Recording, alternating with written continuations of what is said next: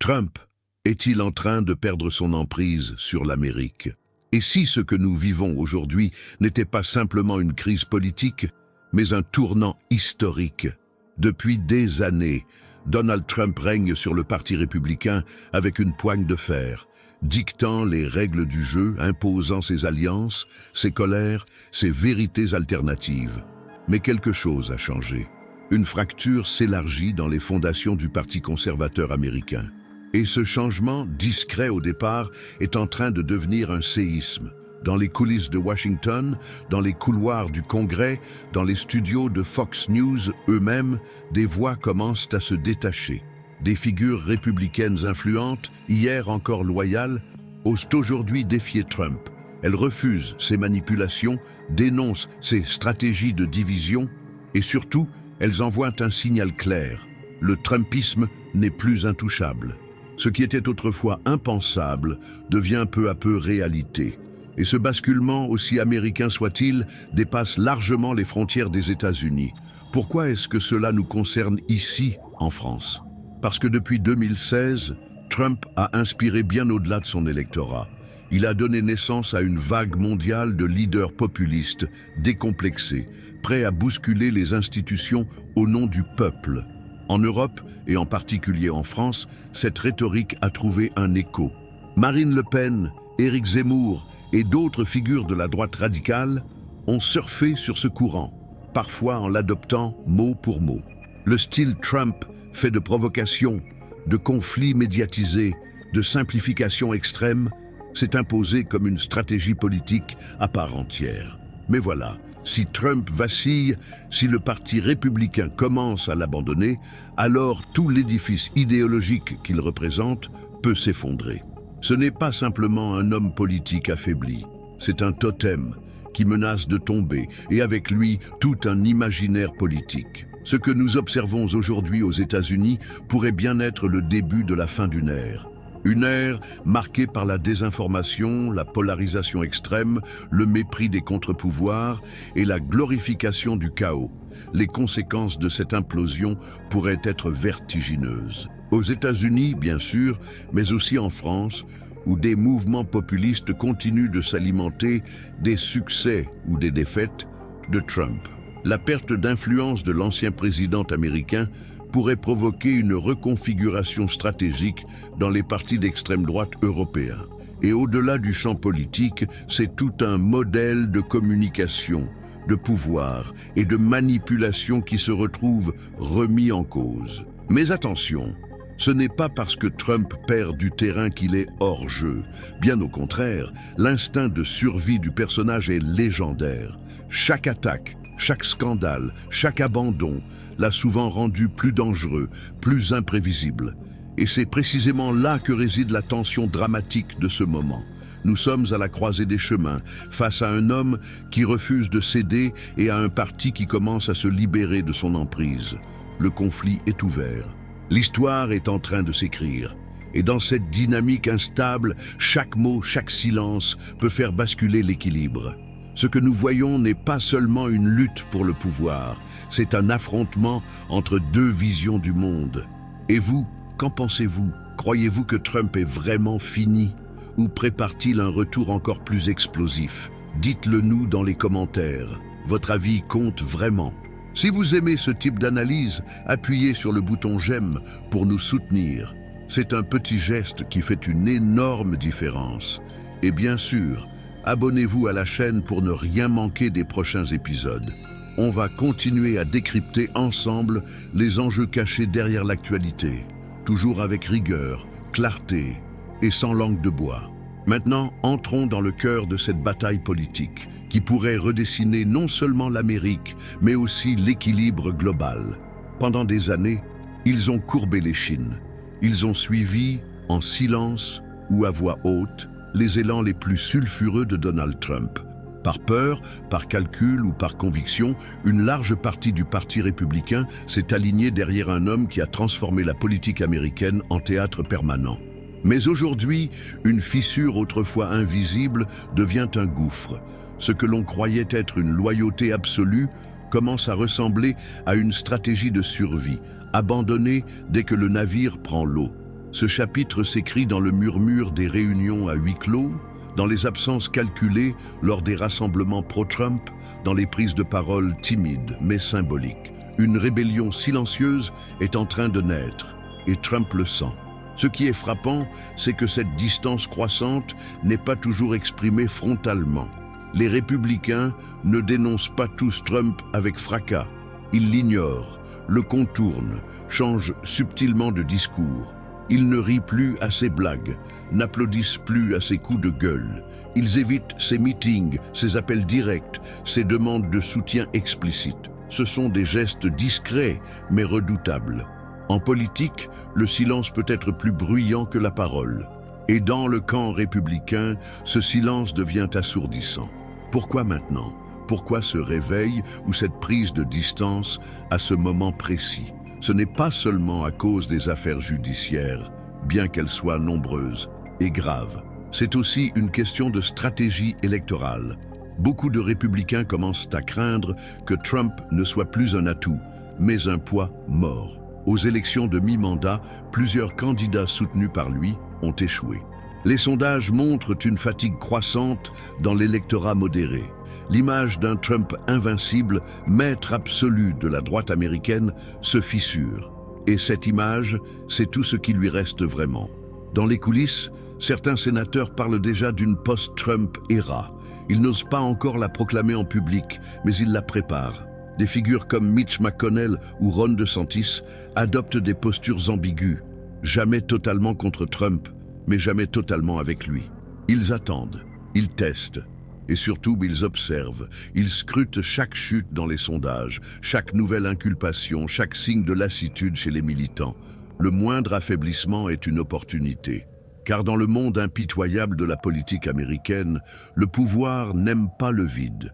Et si Trump commence à perdre de son aura, d'autres sont déjà prêts à prendre sa place. Mais Trump n'est pas un adversaire ordinaire. Il sait lire ses signaux. Il voit le vent tourner. Et comme toujours, il contre-attaque par des discours plus violents, des attaques plus directes, des appels à la base les plus radicaux. Il tente de rallumer la flamme, de faire peur, de rappeler à tous qu'il peut détruire aussi vite qu'il a construit. Il menace, il insulte, il accuse. C'est sa manière à lui de garder le contrôle, faire croire qu'il en a encore. Mais plus il crie, plus l'écho est faible. Et c'est peut-être là que réside la vraie tragédie politique du moment. Le Parti républicain est pris au piège d'un homme qu'il ne sait plus comment gérer. Trop influent pour être rejeté, trop toxique pour être pleinement soutenu. C'est ce paradoxe qui rend la situation si instable. Et cette instabilité ne se limite pas aux États-Unis. Elle rejaillit sur toutes les démocraties occidentales, où des figures d'extrême droite ont bâti leur popularité sur le modèle Trump. Si le modèle s'effondre, que reste-t-il? Une copie sans original. En France, où les campagnes électorales se durcissent, où la méfiance envers les médias et les institutions grandit, l'effet miroir est fascinant. Que ferait un Zemmour ou une Le Pen si leur inspiration première tombait en disgrâce? Peuvent-ils continuer à surfer sur une vague qui se retire?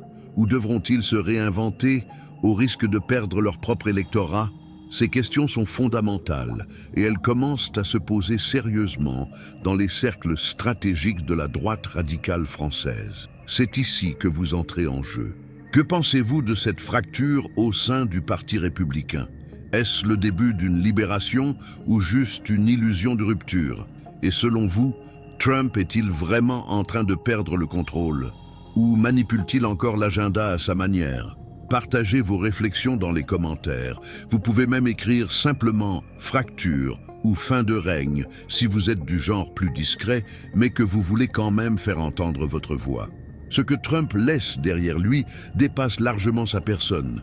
C'est un système, un langage, une manière d'occuper l'espace politique et médiatique, une empreinte profonde sur l'inconscient collectif. Même si demain il devait disparaître de la scène politique, le Trumpisme, lui, continuerait à vivre.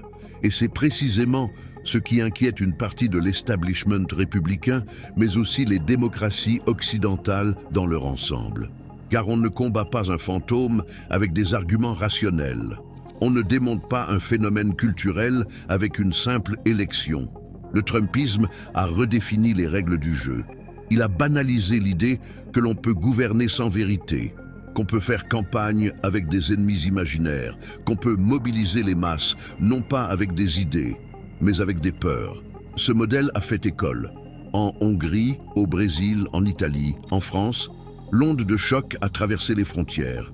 Ce n'est pas seulement un style de gouvernance, c'est un code narratif, une façon de parler au vrai peuple, de dénoncer les élites, de mépriser les institutions, de se poser en victime tout en attaquant violemment tout ce qui contredit le récit. Et ce code, une fois activé, devient très difficile à désactiver.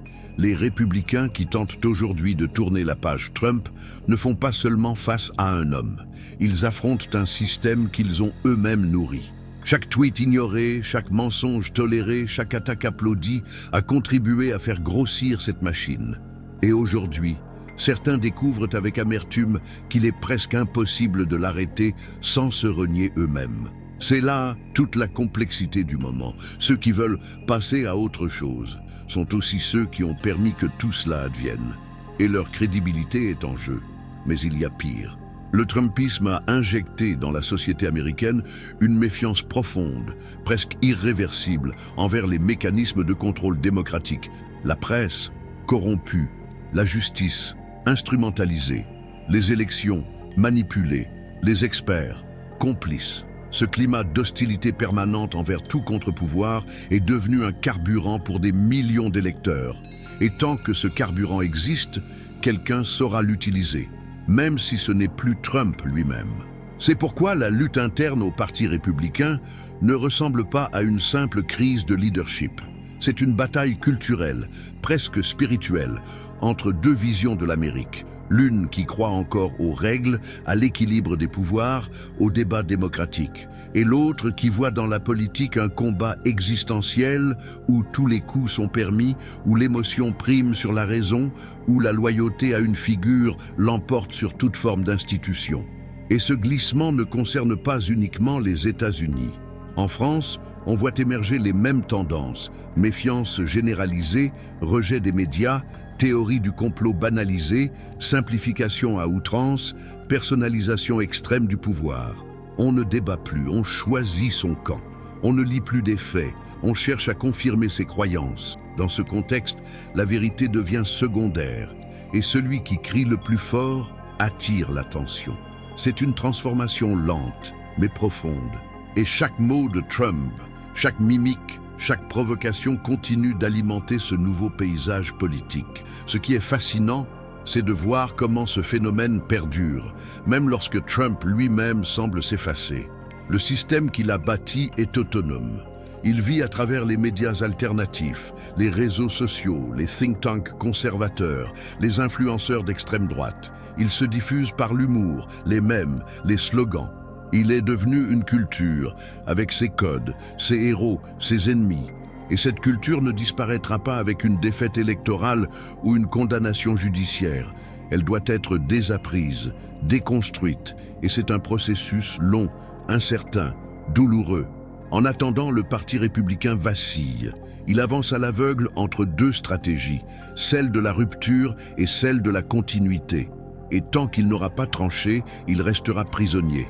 Trump le sait, il joue avec cette ambiguïté.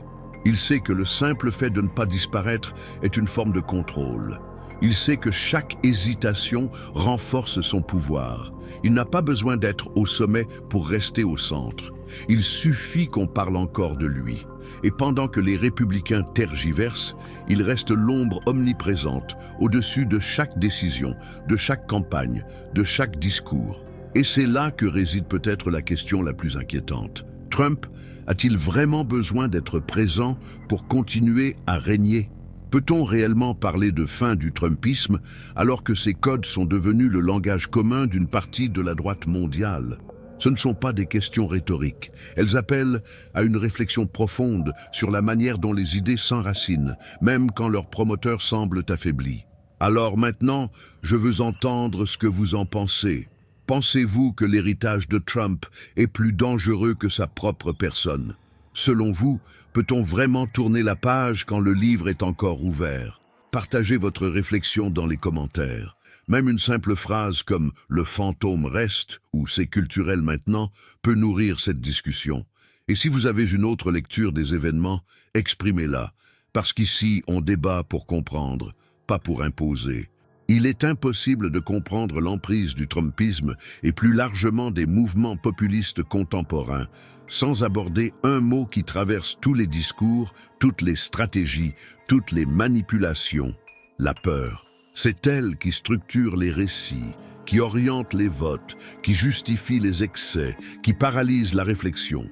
La peur n'est pas un accident politique, c'est un outil. Et Trump, plus que tout autre avant lui, a compris comment l'instrumentaliser, la modeler, la transformer en énergie politique brute. La peur de l'autre, la peur de la perte, la peur de l'humiliation, la peur de ne plus exister dans un monde qui change trop vite, tout cela, il l'a capté, amplifié, mis en scène. Et aujourd'hui, cette peur continue de hanter l'Amérique, même chez ceux qui prétendent s'en être libérés. Le mécanisme est terriblement efficace. Il commence par une promesse simple. « Je suis le seul à pouvoir vous protéger ». Cette phrase, Trump l'a répétée sous 1000 formes, pas toujours explicitement, mais toujours sous-jacente. Et quand la peur s'installe, le raisonnement recule. On ne vote plus pour un projet, on vote contre une menace. On ne choisit plus un président, on choisit un bouclier. Ce phénomène est loin d'être propre aux États-Unis.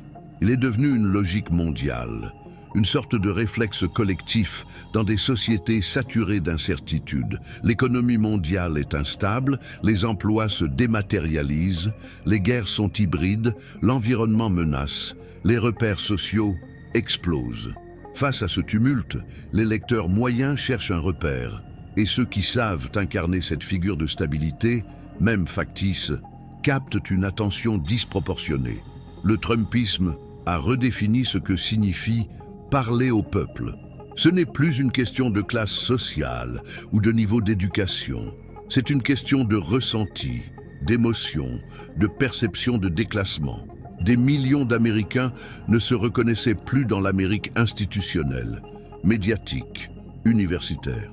Trump leur a offert une identité, une revanche, un récit dans lequel ils n'étaient plus les oubliés, mais les véritables Américains. Il a mis des mots simples sur des douleurs complexes. Il a désigné des coupables visibles, les migrants, les minorités, les journalistes, les juges, les intellectuels, les étrangers, les féministes. Le monde entier est devenu un bouc émissaire utile, et cette stratégie n'a pas besoin de cohérence pour fonctionner. Elle repose sur la force de l'image, de la répétition, de l'indignation. Ce qui rend cette approche si puissante, c'est qu'elle ne cherche pas à convaincre. Elle cherche à ressentir. Elle parle à l'estomac, pas au cerveau. Et elle a été imitée partout, en Italie, au Brésil, en Pologne, en Turquie et bien sûr en France. On ne compte plus les discours politiques basés sur la peur du déclin, la peur de l'immigration, la peur de la perte de souveraineté, la peur du wokisme, la peur de l'Europe, la peur du vaccin, la peur du progrès technologique lui-même. L'angoisse est devenue une monnaie électorale. Et Trump, qu'on le veuille ou non, en a été le grand banquier mondial. Mais cette économie de la peur a un coût. Elle épuise les sociétés. Elle les divise jusqu'à la moelle. Elle empêche toute forme de compromis, car elle transforme l'adversaire en ennemi. Elle crée des mondes parallèles, où les faits n'ont plus la même valeur selon le camp auquel on appartient. Et surtout, elle entretient un climat de guerre permanente, où l'apaisement est vu comme une trahison. Cette dynamique a contaminé l'Amérique au plus profond, jusqu'à ses familles, ses écoles, ses églises. Et elle commence à faire de même ailleurs. Le Parti républicain aujourd'hui vit dans cette tension. Il a bâti sa stratégie autour de la peur et il ne sait plus comment s'en défaire. Car pour revenir à une politique de proposition, de dialogue, de programme, il faudrait d'abord désintoxiquer son électorat, et cela, aucun stratège ne semble prêt à l'assumer. Même ceux qui veulent se détacher de Trump n'osent pas rompre avec la peur. Ils la recyclent, la modèrent, la rhabillent sous une forme plus acceptable. Mais le principe reste le même. On mobilise par l'émotion, pas par la raison. Et pendant ce temps, Trump observe. Il n'a plus besoin de crier aussi fort qu'avant. Il sait que l'écho de ses discours continue à résonner. Il sait que la peur qu'il a semée a germé, donné des fruits, parfois amers, mais toujours utiles pour lui. Il sait que tant que cette peur existe, il existera aussi. Et il n'a besoin que d'un moment, une crise, une émeute, un attentat, un verdict judiciaire pour renaître comme une figure du chaos nécessaire. Maintenant, c'est à vous de me dire comment vous percevez cette mécanique. Selon vous, est-ce que la peur gouverne encore les esprits politiques, ici comme ailleurs? Est-ce qu'on peut réellement sortir de ce cycle émotionnel qui étouffe le débat public? Laissez votre avis dans les commentaires, même avec un mot symbolique comme « peur » ou une phrase comme « la politique ne doit pas être une émotion ». Cela peut vraiment enrichir cette réflexion collective et pousser plus de gens à se poser les bonnes questions. Lorsque l'Amérique éternue, le monde tousse. Cette formule, souvent utilisée dans les sphères économiques, s'applique aujourd'hui avec une pertinence inquiétante à la dynamique politique mondiale. Depuis l'élection de Donald Trump en 2016, les démocraties occidentales vivent une forme de contagion idéologique, subtile au départ, mais de plus en plus assumée. En France, ce phénomène a pris racine avec une rapidité troublante. Ce qui se joue de l'autre côté de l'Atlantique ne reste jamais confiné. L'inspiration, la stratégie, les récits de confrontation, les slogans simplistes, tout circule, se transforme et finit par atterrir dans nos débats publics. Le trumpisme, loin d'être une anomalie américaine, est devenu une méthode internationale de subversion politique. En France, on ne compte plus les signaux de cette influence. Les codes visuels, le vocabulaire, les obsessions sécuritaires, les attaques contre les journalistes, les procès à répétition contre l'establishment, tout cela s'est installé lentement mais sûrement. On entend parler de deep state, de méchants médias, de pays qu'on ne reconnaît plus, de grandes réinitialisations. Des figures comme Éric Zemmour ou Marine Le Pen n'ont jamais caché leur fascination pour le style Trump. Cette manière brutale, sans filtre, de dire tout haut ce que certains pensent tout bas. Ce qui frappe, c'est la manière dont ces personnalités s'approprient non seulement le ton, mais aussi la posture victimaire, le storytelling du contre tous, et la guerre culturelle comme levier central du discours politique. Mais ce mimétisme ne se limite pas à l'extrême droite. Même des partis dits traditionnels adoptent progressivement des éléments de langage issus de cette matrice américaine. L'idée que le pays est au bord du chaos, que tout discours modéré est une forme de faiblesse, que seuls les outsiders peuvent sauver la nation, gagne du terrain dans toutes les couches de la vie publique. Cette polarisation extrême, où le monde est divisé entre patriotes et traîtres, entre éveillés et manipulés, entre peuple et élite, transforme le débat politique en combat tribal. Et cela, c'est un héritage direct de l'ère Trump. Ce qui est d'autant plus inquiétant, c'est la manière dont cette dynamique échappe au cadre politique strict. Elle s'infiltre dans la culture, les réseaux sociaux, l'école, les entreprises, les repas de famille. Elle devient une manière de penser, de réagir, de décrypter le réel. On voit se multiplier les chaînes YouTube, les podcasts, les influenceurs qui surfent sur cette colère sourde, sur cette impression que tout est joué d'avance, que le système est contre nous. Cette atmosphère d'hyperméfiance, où chaque information est suspecte, où chaque adversaire est perçu comme un danger existentiel, est exactement ce qui a nourri le trumpisme aux États-Unis. Et elle est en train de se répéter ici, parfois presque à l'identique. Le lien entre les deux pays ne se limite pas à une affinité idéologique. Il s'agit aussi d'un mécanisme psychologique partagé, la peur du déclin. Aux États-Unis, c'est la nostalgie d'une Amérique toute puissante, blanche, chrétienne, dominante. En France, c'est la crainte de la disparition de la nation, de la dilution culturelle, de l'effondrement social. Dans les deux cas, cette peur est utilisée comme carburant électoral. Et les figures qui l'exploitent promettent non pas des réformes, mais des restaurations. Pas des projets, mais des redressements. C'est un retour en arrière fantasmé, un passé idéalisé comme antidote à un présent trop complexe. Cette mécanique émotionnelle est extrêmement puissante, car elle offre une solution simple à une réalité déroutante. Et dans ce jeu, Trump reste une icône. Même affaibli, même discrédité dans certaines sphères, il continue d'inspirer. Car il a réussi ce que peu de leaders ont su faire, transformer la politique en spectacle total, en guerre de récits, en confrontation permanente. Et ce modèle attire, fascine, même ceux qui prétendent le combattre. Car au fond, dans une époque saturée de bruit et de vitesse, celui qui hurle le plus fort est souvent celui qu'on entend encore. C'est pour cela que l'ombre de Trump plane toujours sur les stratégies électorales françaises. Même ses défaites sont analysées ici comme des manuels de campagne. Même ses excès deviennent des références tactiques. Il est devenu une grammaire politique, et cette grammaire s'enseigne à ceux qui rêvent de tout renverser. Mais cette fascination a un prix. Elle fragilise notre propre capacité à produire un discours politique autonome, enraciné dans notre réalité, nos urgences, nos fractures spécifiques. Elle nous enferme dans une imitation constante, dans une américanisation des conflits sociaux et culturels, qui n'a parfois que peu de lien avec notre contexte. Et pendant qu'on importe ces codes, qu'on les recycle, qu'on les adapte, on oublie de construire des alternatives crédibles, ce qui laisse un vide dans lequel les entrepreneurs de chaos s'engouffrent avec efficacité. Et vous, comment percevez-vous cette américanisation de la politique française? Est-ce une influence naturelle dans un monde globalisé ou un danger pour notre démocratie? Partagez votre point de vue dans les commentaires. Même une phrase comme « c'est notre reflet » ou « la France n'est pas l'Amérique » peut faire démarrer une vraie discussion dans cette communauté. Il y a des périodes en politique où tout semble figé, immobile, verrouillé.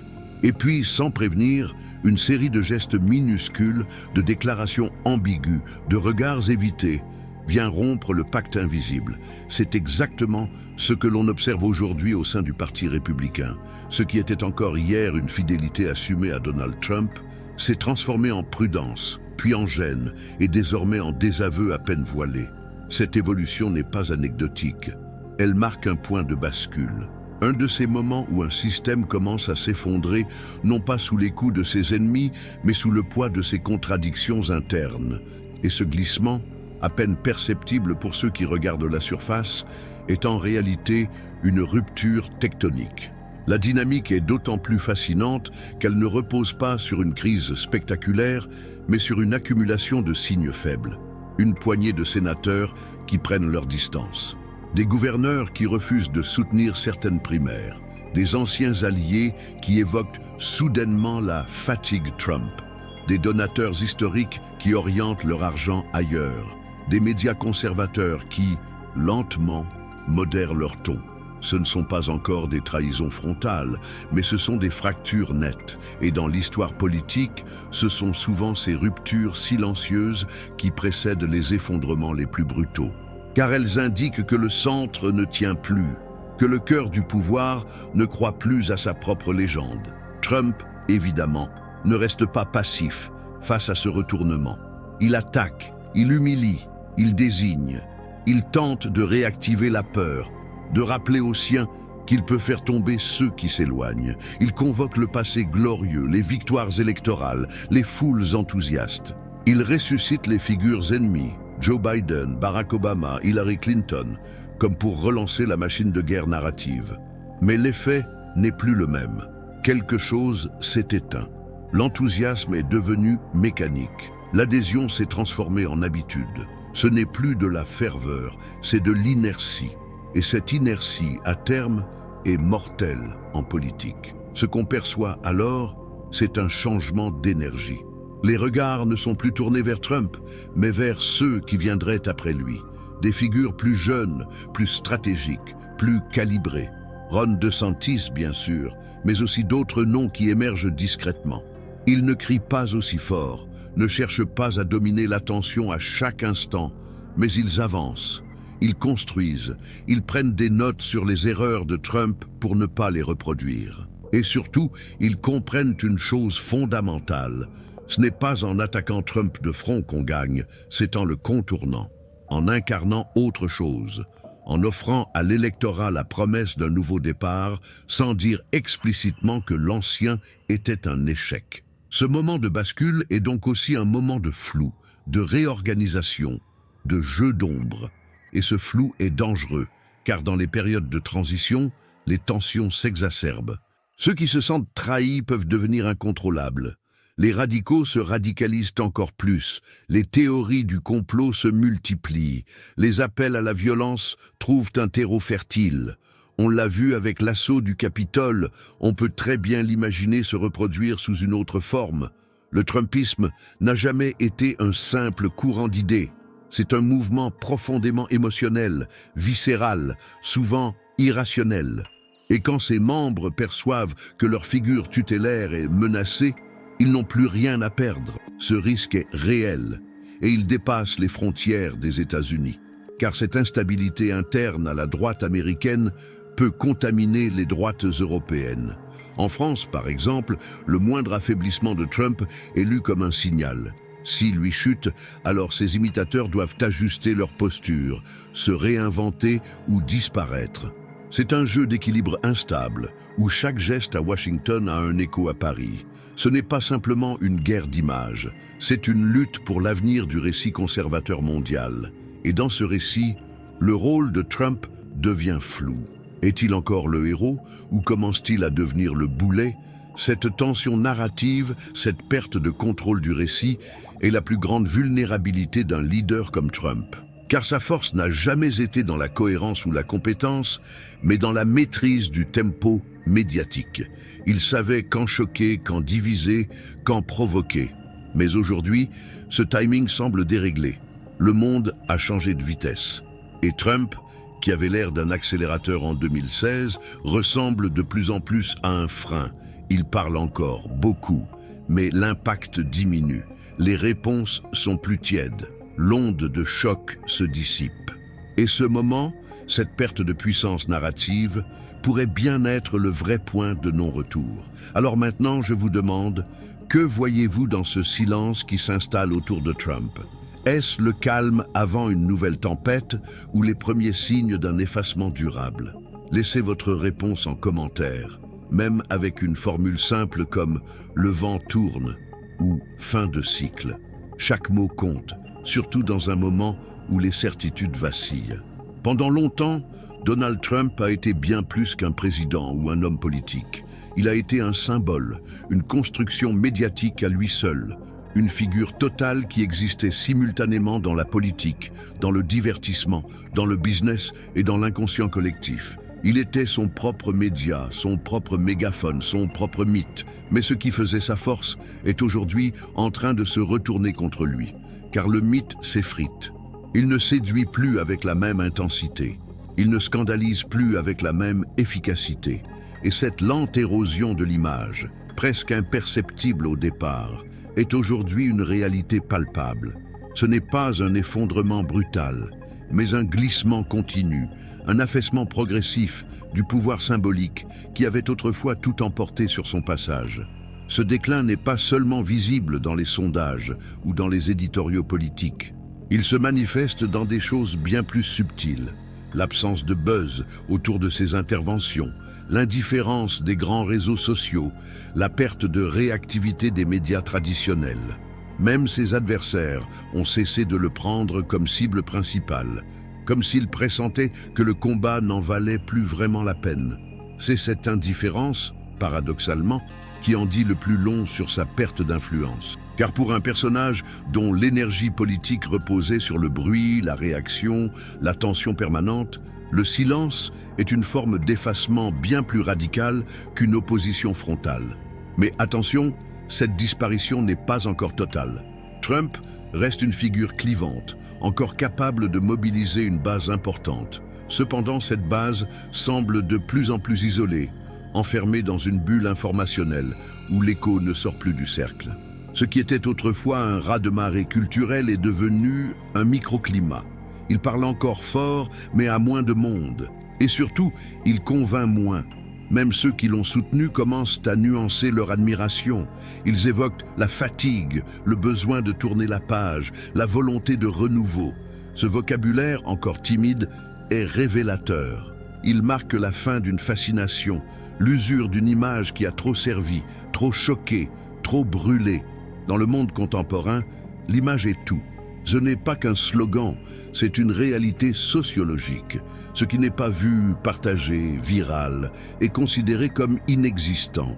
Trump, autrefois maître absolu de cette logique, semble aujourd'hui victime de son propre système. Il a saturé le paysage. Il a épuisé la surprise. Et dans un monde qui réclame sans cesse du nouveau, du plus fort, du plus absurde, il n'est plus au sommet de la chaîne alimentaire médiatique. Il est rattrapé par ses clones, dépassé par des figures plus jeunes, plus agressives ou simplement plus en phase avec l'instant. Cette perte de centralité est peut-être plus douloureuse pour lui que la perte d'un pouvoir politique formel, car elle touche à son essence. Exister à travers le regard des autres. Et cette dégradation de l'image a des conséquences très concrètes. Elle affaiblit sa capacité de nuisance, réduit son aura auprès des donateurs, affaiblit sa position face aux concurrents internes et surtout, elle met en doute son rôle historique. Car si Trump n'est plus l'icône qu'il a été, alors tout ce qu'il représentait commence aussi à se déliter. La peur, le culte, la puissance de persuasion, tout cela dépendait de la force du récit. Et ce récit, aujourd'hui, a des fissures visibles. Il y a de moins en moins de monde pour le raconter. Et même ceux qui y croient encore semblent le faire par automatisme, plus que par conviction réelle. En France, cette dégradation du mythe Trump est aussi ressentie. Ceux qui, il y a quelques années, le citaient en modèle, commencent à s'en éloigner prudemment. Ils le mentionnent à peine, ou alors comme une référence du passé. Ils s'inspirent encore de ses méthodes, mais sans revendiquer son nom. C'est une forme de désaveu déguisé, une prise de distance calculée. Et cela montre bien que l'image ne fait plus vendre, qu'elle ne fait plus rêver. Ce n'est plus une carte maîtresse, mais un poids à gérer. Et dans le jeu politique, ce type de mutation est décisif. Il annonce un changement de cycle, un déplacement de l'imaginaire collectif vers d'autres figures, d'autres récits, d'autres mythologies.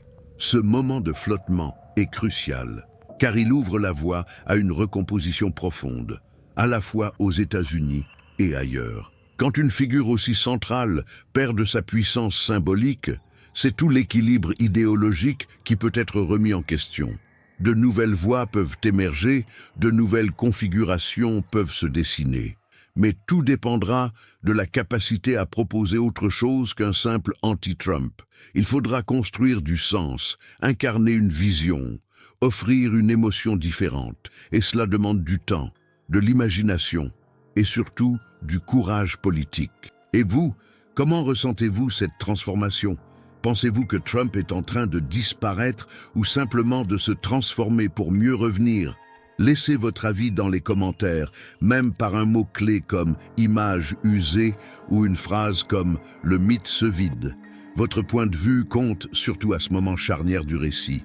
Il y a une vérité peu abordée dans les cercles politiques, mais qui pèse de plus en plus lourd sur les épaules du Parti républicain. Donald Trump n'a jamais vraiment transmis le pouvoir. Il l'a accaparé, concentré, manipulé, mais sans jamais créer un véritable héritage structuré. Et c'est précisément ce qui rend son éloignement si douloureux pour ses partisans comme pour ses héritiers potentiels. Car derrière son image d'autorité se cache une grande fragilité, l'incapacité à former une relève solide, cohérente, capable de porter le projet au-delà de sa personne. C'est le paradoxe du leadership populiste. Il se nourrit du culte du chef, mais il ne prépare pas l'après. Il règne sur des ruines en construction, mais sans jamais ériger de fondation durable. Et ce vide, aujourd'hui, commence à aspirer le Parti républicain vers une crise existentielle bien plus grave que ce que les médias osent nommer. Ce vide, il se ressent dans chaque prise de parole hésitante, dans chaque stratégie électorale bricolée à la hâte, dans chaque hésitation face aux grands enjeux contemporains. Le parti est suspendu à une figure qui, elle-même, ne sait plus vraiment quoi incarner. Trump promet encore, menace encore, affirme qu'il reviendra, mais sans feuille de route, sans horizon clair. Il réagit plus qu'il ne propose.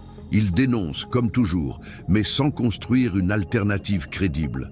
Et ce manque de substance commence à créer des failles dans la structure même du mouvement.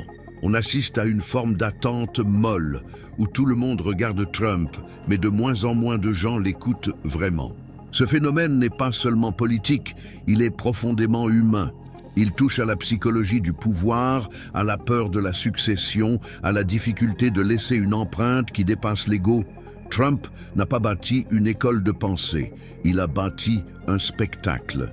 Et le spectacle, par définition, ne forme pas de successeur. Il génère des imitateurs, parfois brillants, souvent bruyants, mais rarement solides. Ceux qui tentent de marcher dans ses pas n'ont pas sa maîtrise du rythme médiatique, ni son flair pour la provocation calculée.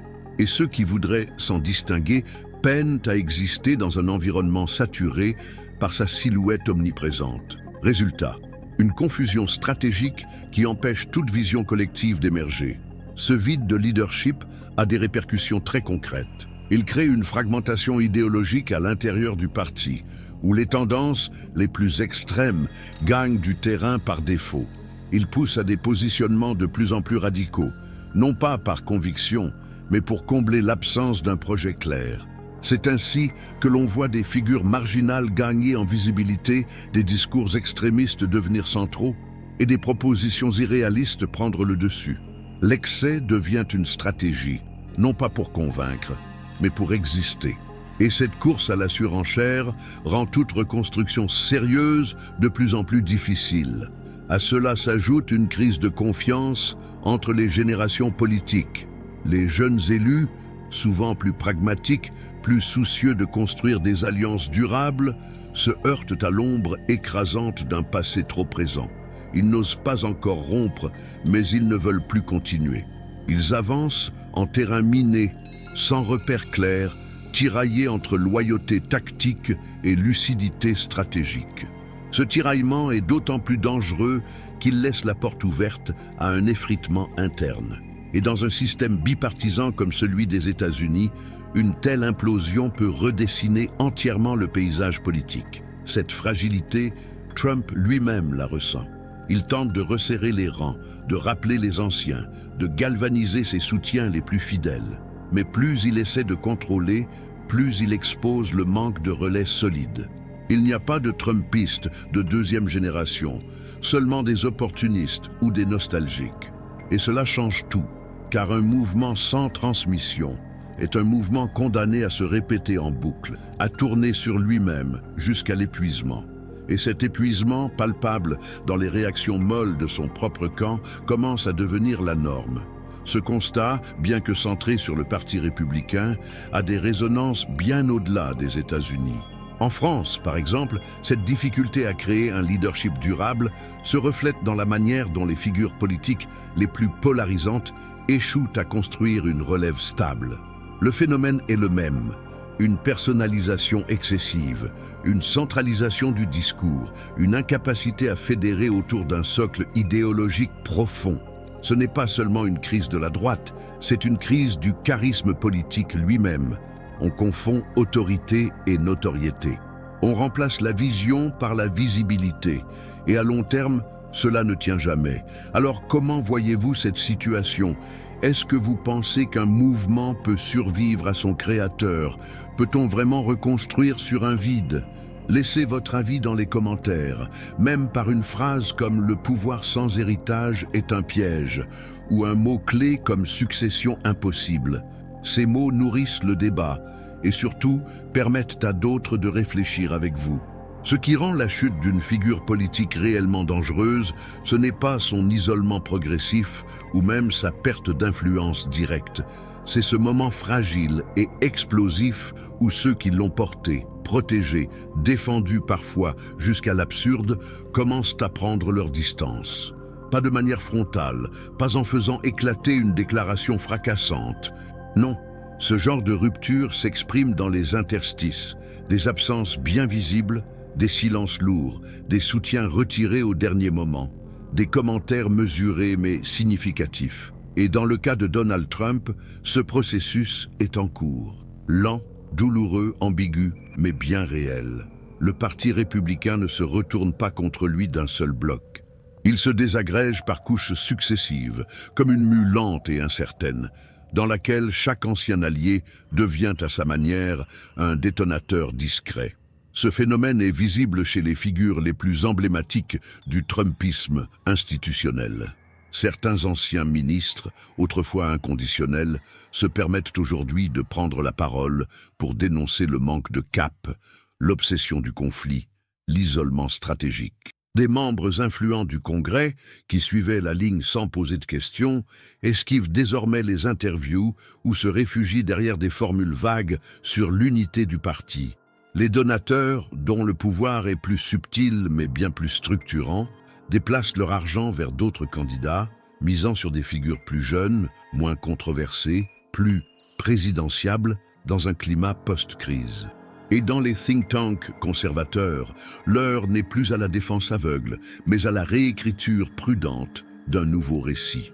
Ce qui est fascinant dans ce processus, c'est qu'il ne s'agit pas d'un rejet moral.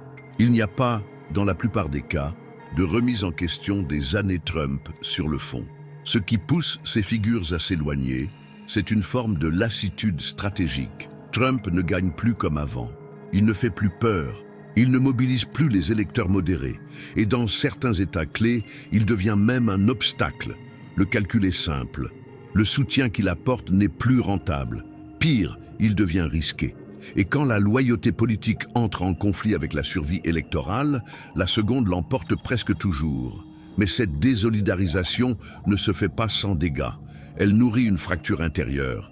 Un climat de suspicion généralisée où chacun se demande qui sera le prochain à trahir. Les Trumpistes les plus fervents crient au complot, parlent de deep state républicain, accusent même certains élus de collusion avec la gauche. C'est une spirale paranoïaque qui s'auto-alimente et crée un environnement de guerre froide au sein du parti lui-même. Et cette guerre, bien qu'invisible pour le grand public, est celle qui pourrait tout faire basculer, car elle mine la capacité de coordination, de mobilisation et d'unité nécessaire pour mener une campagne nationale cohérente. Trump, de son côté, perçoit cette décomposition. Il sent que ceux qui l'entouraient commencent à réfléchir à un avenir sans lui. Il le ressent dans les échanges en coulisses, dans les hésitations lors des appels de campagne, dans le ton neutre des communiqués. Et il le vit comme une trahison personnelle, car pour lui, tout est personnel. Chaque distance prise est une déclaration de guerre, chaque absence, un affront. Il répond comme il sait le faire, par des attaques publiques, des surnoms humiliants, des accusations de lâcheté.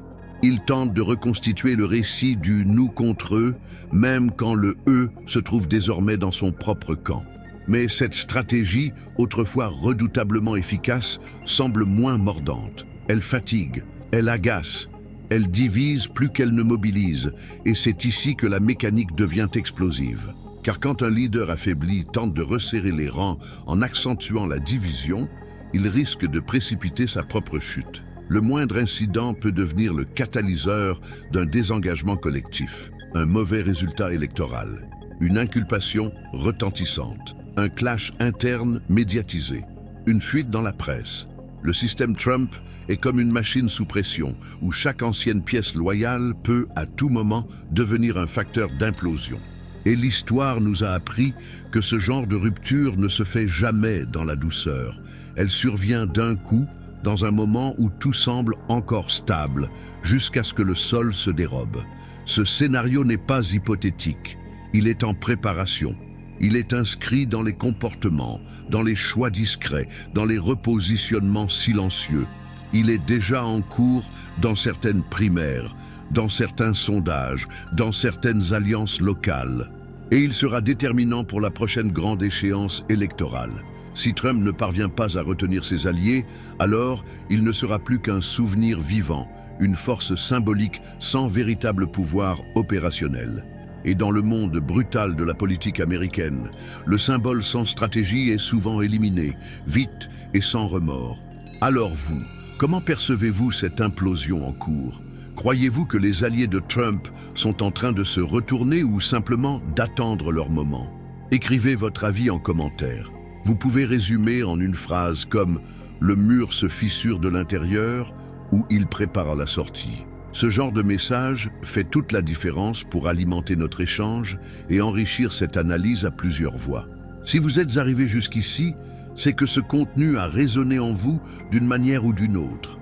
Alors dites-nous, comment ce que vous venez de voir et d'entendre a-t-il touché votre cœur, vos idées ou même vos doutes? Votre ressenti nous intéresse réellement. Commentez ci-dessous, que ce soit un mot, une émotion ou une réflexion plus développée. Et surtout, n'oubliez pas de vous abonner à la chaîne pour continuer à recevoir des contenus profonds, puissants et engagés comme celui-ci. Cliquez sur « J'aime » pour soutenir cette mission d'analyse indépendante et honnête et activez la cloche pour ne rien manquer de ce qui arrive. Et maintenant, le prochain épisode vous attend déjà sur l'écran final. Alors, restez avec nous, car ce que nous allons explorer ensuite pourrait bien changer votre manière de voir le monde. À tout de suite.